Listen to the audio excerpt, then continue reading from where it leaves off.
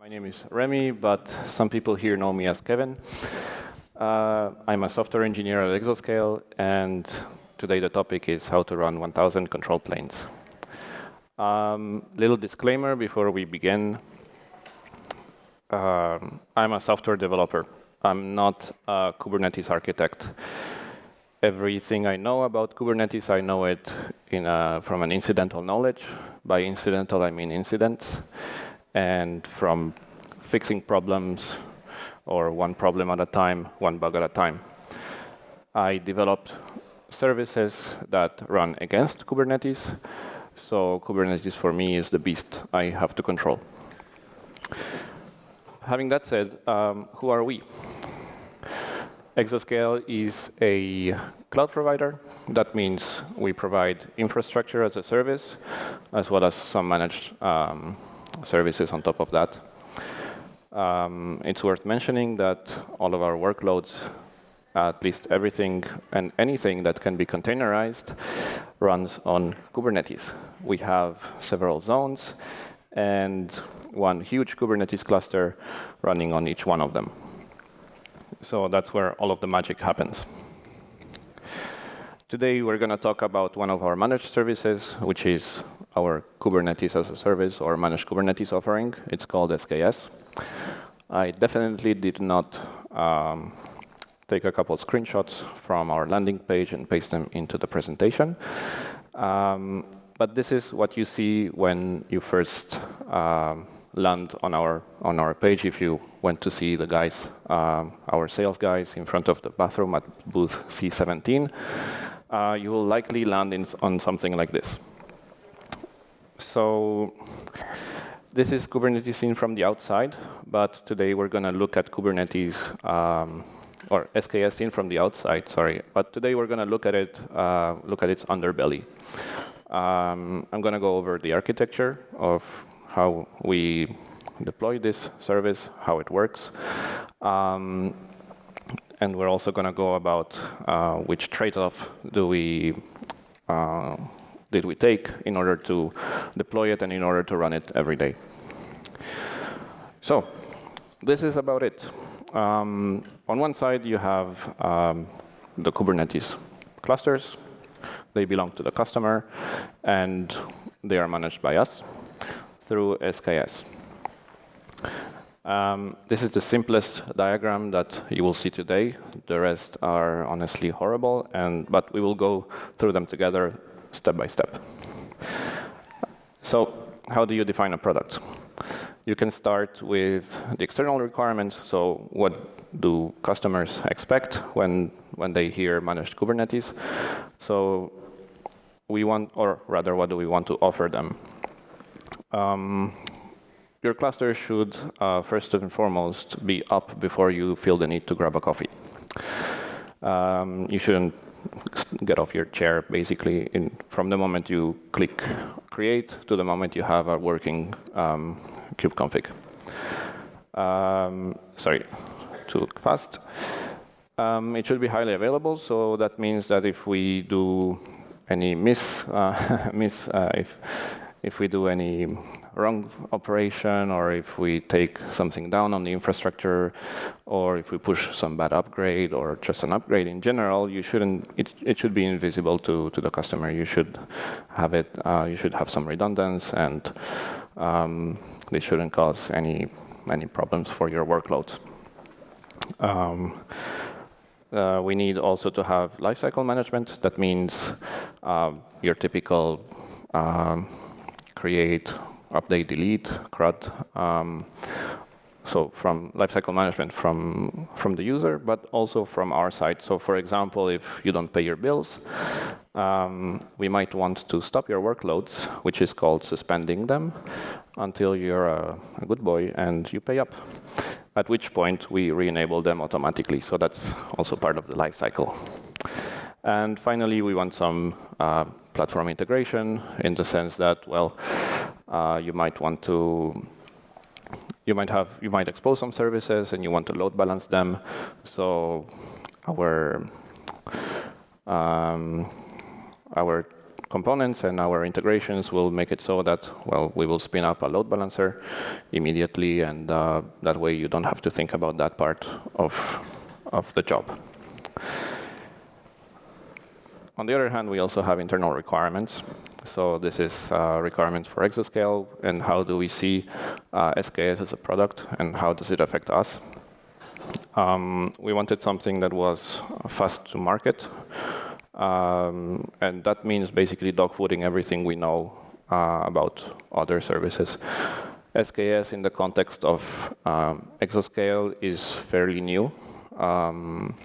It's, I believe, 3 or 4 years old, and the company is 10 years old. So there's a lot of knowledge that we were able to take and apply to this new product.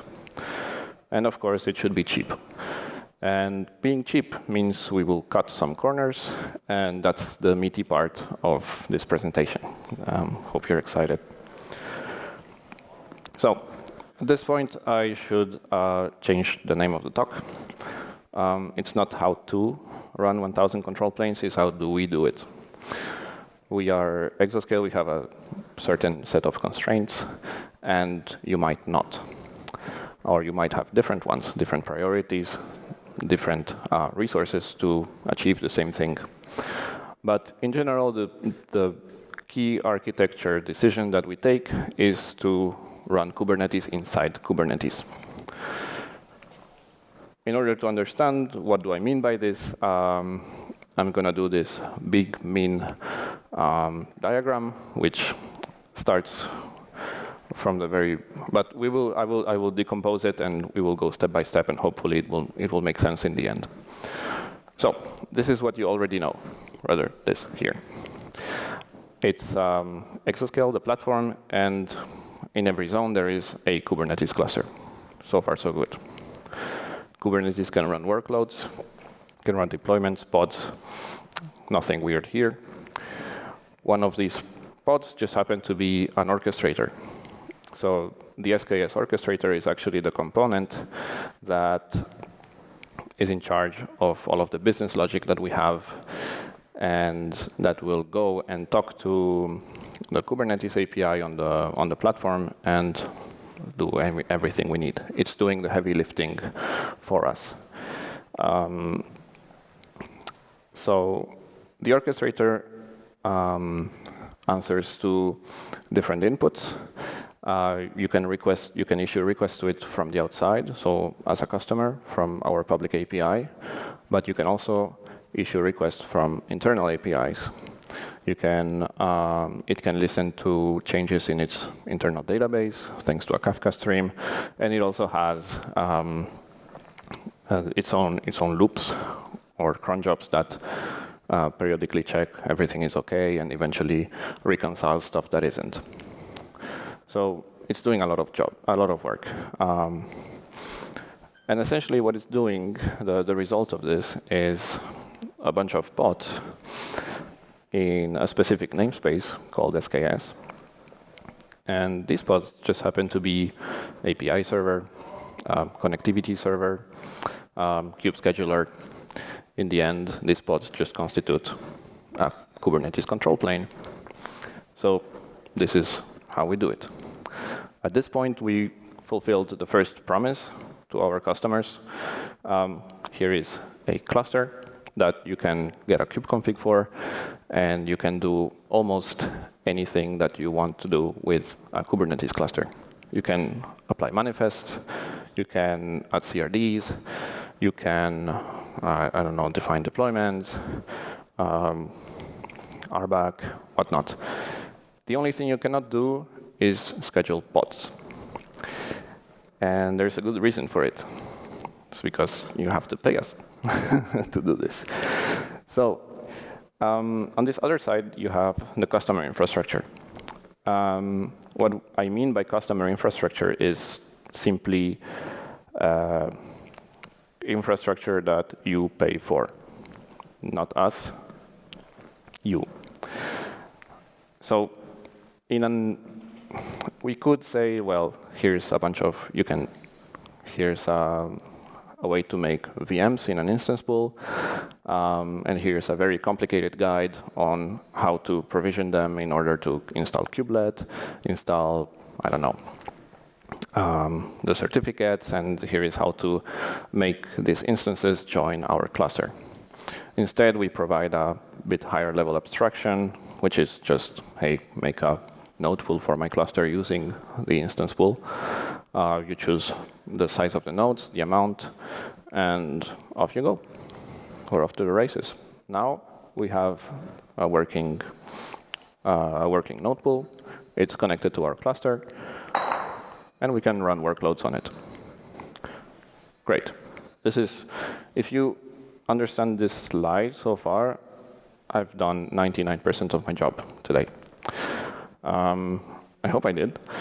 And I'm going to come back to it and explain a little bit what kind of trade-offs did we take, what things could have been different, and what problems do we face.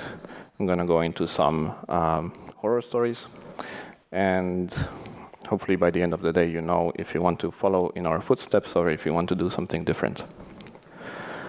Right, so provisioning. As you might imagine, provisioning is quite fast, at least for the control plane. You can get it's just a kube control apply. And in the end, all we're doing is waiting for a bunch of deployments to go green on their liveness probes and health Z, live Z. The really good side as well is that the customer cannot screw it up. It's 100% our responsibility, and we consider that we are the ones who can manage this best, as opposed to like putting all of these components into the customer's infrastructure and letting them handle the show. It's quite resilient because we can also, since it's our infrastructure, we can sort of predict how it's going to grow. It's really rare that we end up in a situation where we don't have resources for it. We can provision whatever we want, in theory. And yeah, it's a pretty safe way to deploy this sort of workloads because it's all on us. The bad thing is that, of course, for the customer, it's a little bit obtuse. They don't have access to the logs of the API server and other components. Anything that runs on our infra is basically ours and not the customer's. So it's a little bit weird when you get the support tickets that says, hey, it's not working and I cannot access the API server logs. I don't know where they are. And we're like, well, you shouldn't. But it means that they cannot debug it from end to end. And this usually means that now it's our problem, unfortunately. But it's quite rare, in the sense that most of the time it's the support tickets that we get is more customers misconfiguring their own workloads and then complaining that it doesn't work. Or I'm sure a lot of people here are doing consulting, and most often than not, it's just a misconfigured port or a service that is running. It's just erroring out. It's easier to blame the platform sometimes. And I guess the other bad part is that it will not scale forever. So we have a theoretical limit, and the limit is the amount of node ports that we have available on the platform. It's still higher than 1,000, so I can get away with this title. The ugly part is, of course, the resource management. At least for me, it's the most sensitive bit, because one of the most interesting bugs that I had was trying to fine-tune VPAs. So for those who don't know, a VPA is a virtual pod autoscaler. It's basically a component that acts like a black box and will look at the consumption of a pod and reduce or increase its usage. its usage of resources. So not its use of resources, sorry, its limits and its requests. So the amount of resources that you can allocate for it. And what ended up happening is that we noticed that a lot of components, we gave them too little resources to start off, too little requests. We didn't allocate enough memory or CPU. And so they ended up restarting a couple times before they would actually be running. And we could say, OK, your cluster is up. So we had the good idea to fine-tune this without checking if the amount of resources on the cluster would actually be able to handle all of this at once. The worst case scenario where none of the VPAs kick off and you end up with many customer clusters, many customer control planes, just hammering the infrastructure. Like we basically nuked a zone this way. And so we quickly reverted that. But it goes to show that a little change in a VPA or in a small component can have a massive effect when effectively you handle everything all at once. So the next step is the next topic I want to talk about is state. I lied a little bit in my previous slides, in my previous diagram. etcd is missing here. So what is etcd? etcd is a KV store. It's there to make the API server stateless. So it stores its state. Next time the API server restarts, or if the pod gets killed, the state is not on there. It just has to retrieve it. Typically, you would have one etcd cluster per Kubernetes cluster. Here we have one etcd cluster per zone for now. It works well until a certain scale. It's very cheap to do.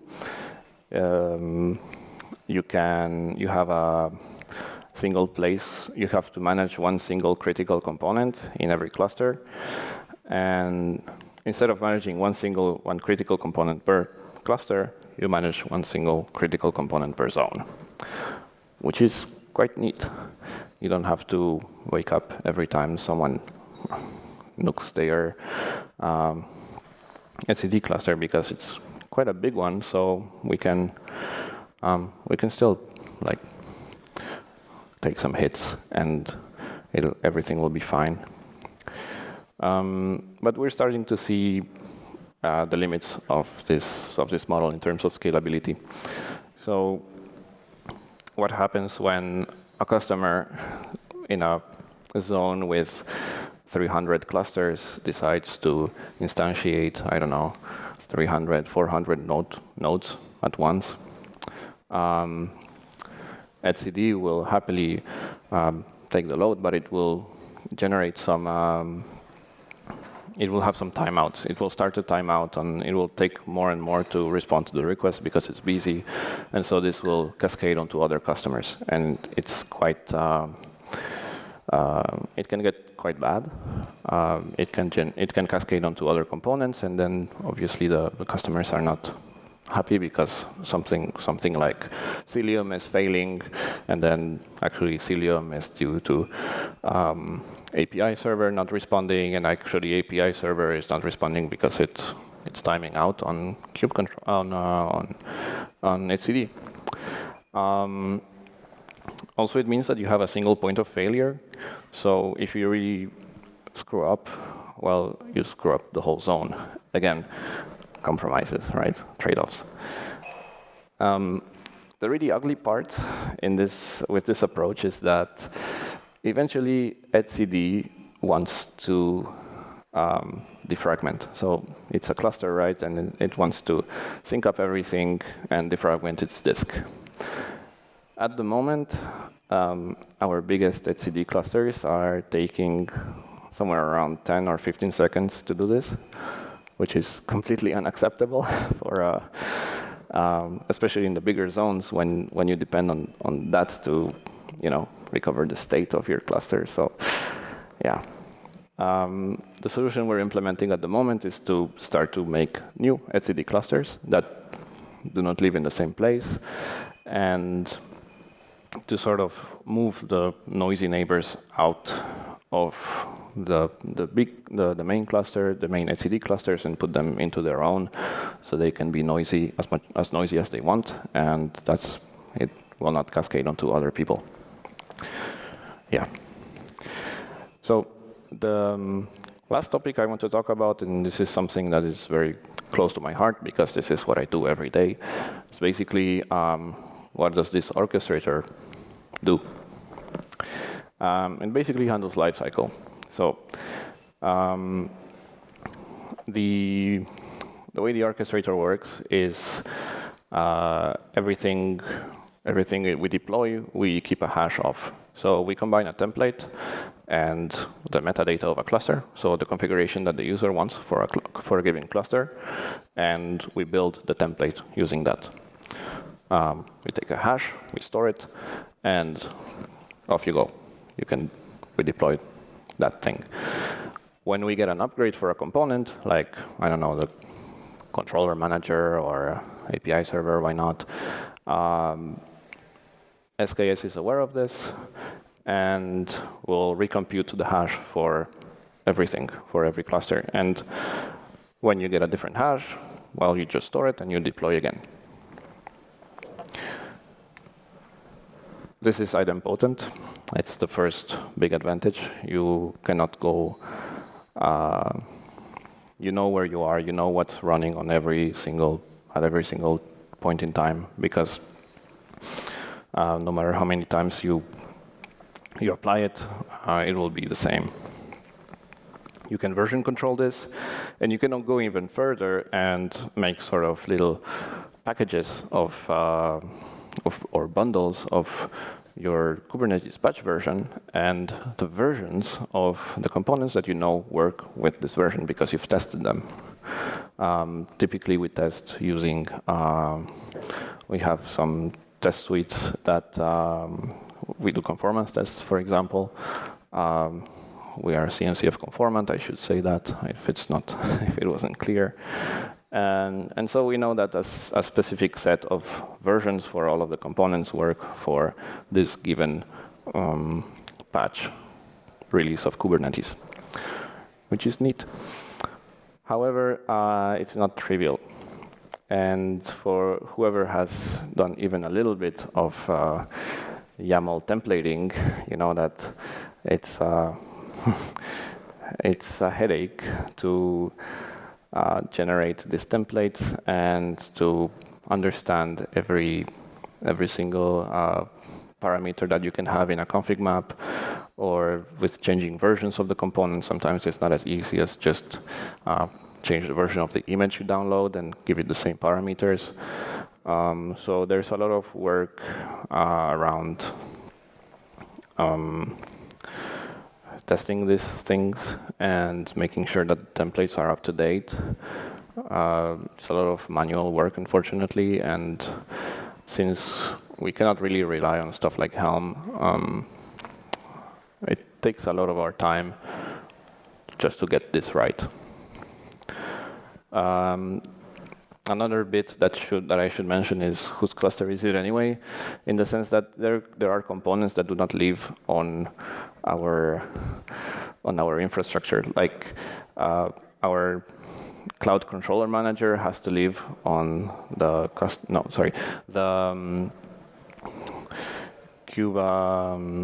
connectivity clients, for example, or the connectivity agents. They have to live on the customer side, core DNS as well.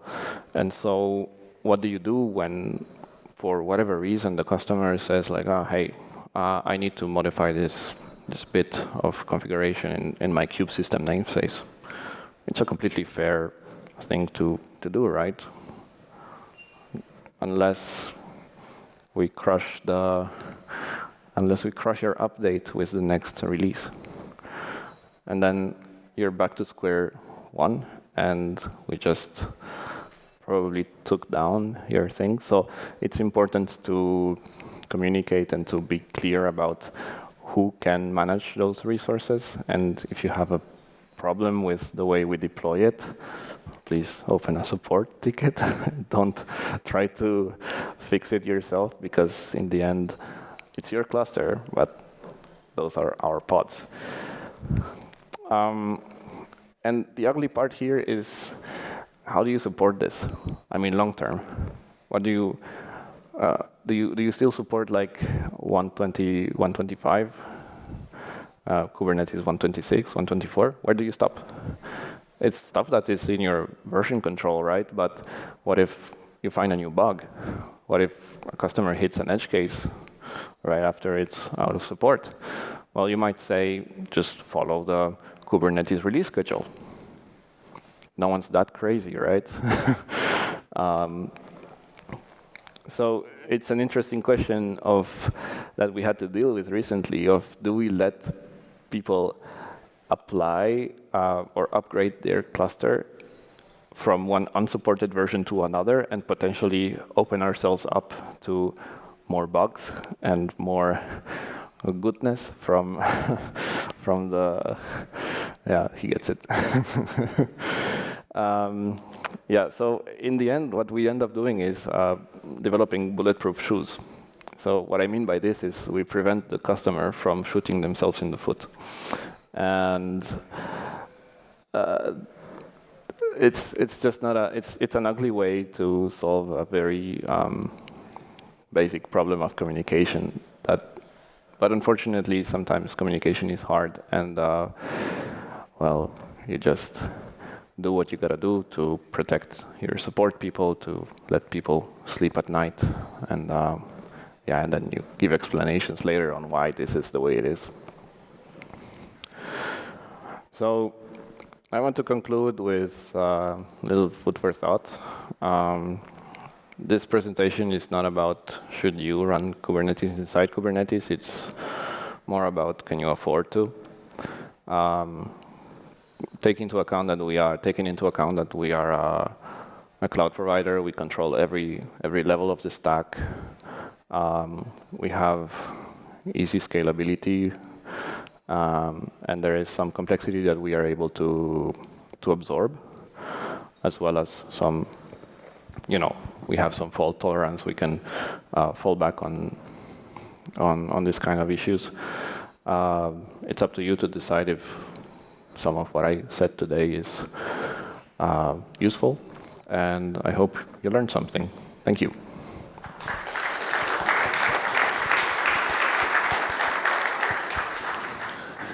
Thank you very much for this great session. We have quite a lot of questions, which is pretty cool.